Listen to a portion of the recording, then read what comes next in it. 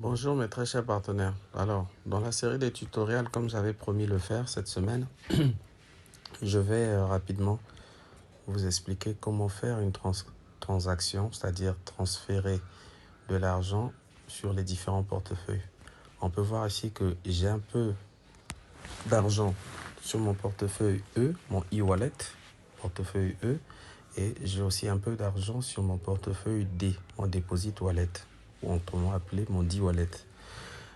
Sur ce tuto, on va voir deux choses. La première, c'est de récupérer une certaine somme d'argent sur le portefeuille E afin de transférer dans le portefeuille D.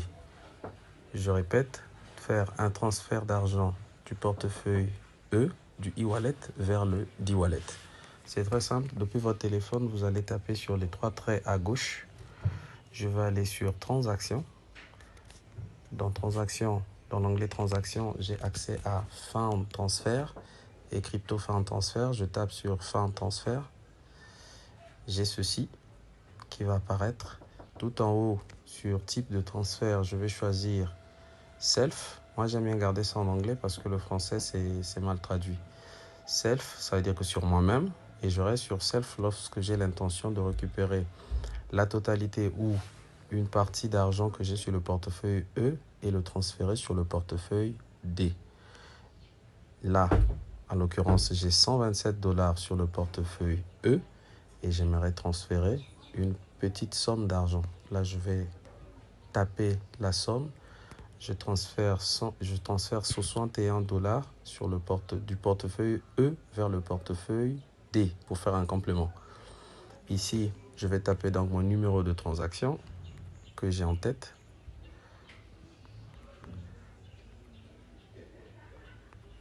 C'est fait. Une fois que c'est fait, je tape sur Procède. Je n'enregistre pas le mot de passe. La transaction est faite. Elle a été effectuée.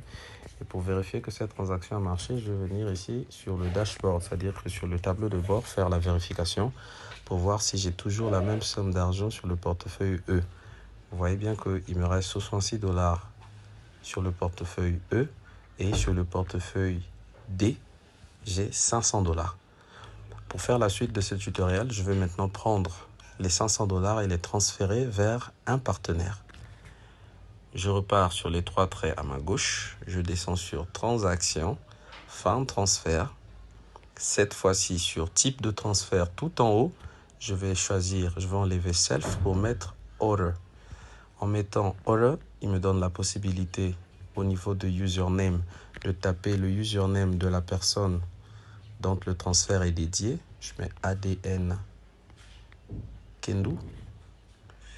Une vérification rapide du système pour pouvoir se rassurer que c'est bel et bien le bon identifiant.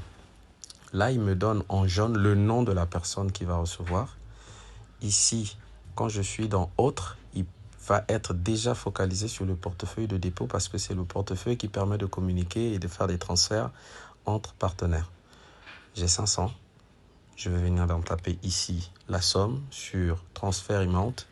Je tape la totalité, 500 $. Ici, je retape mon numéro de transaction.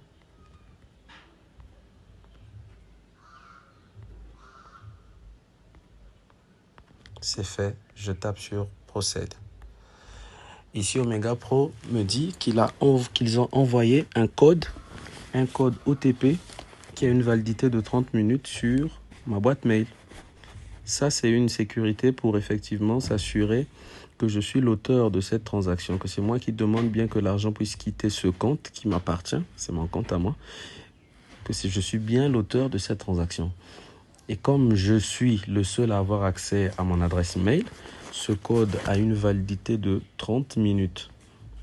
Donc, j'ai 30 minutes pour pouvoir récupérer ce code dans mon adresse mail, l'adresse mail liée à ce compte. Si vous n'avez plus accès à votre adresse mail, vous êtes mal barré. Et là, je vais voir dans mon adresse mail, j'ai bel et bien reçu un mail intitulé No reply omegapro.world. Et si vous voulez, là, je suis en train de voir le mail sur mon autre support. Sinon que ici, si vous voulez, on peut le faire. Je vais donc sortir je viens rapidement dans mes mails. En rechargeant, je vais avoir l'occasion de rentrer. Et là, j'ai bel et bien le code 3827. 308-27. Je copie ce code. Je reviens sur le back-office. Ici, sur la page qui attendait que je puisse entrer le code, je colle ce code et je confirme le transfert. J'attends le chargement. Hop, le transfert a été effectué.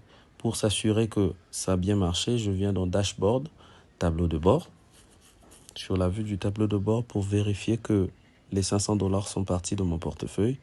Effectivement, mon portefeuille rouge est tout vide parce que j'ai bel et bien transféré les 500 $ du portefeuille de dépôt vers un autre partenaire.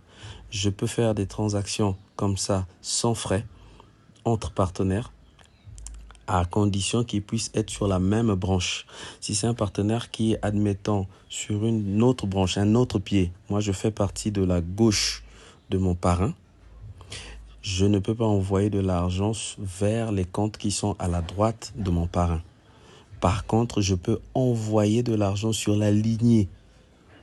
Tout le line, tous ceux qui sont au-dessus de moi, sur la lignée, je peux. Mais faire un virage vers la jambe opposée à celle sur laquelle je suis greffé, je ne peux pas.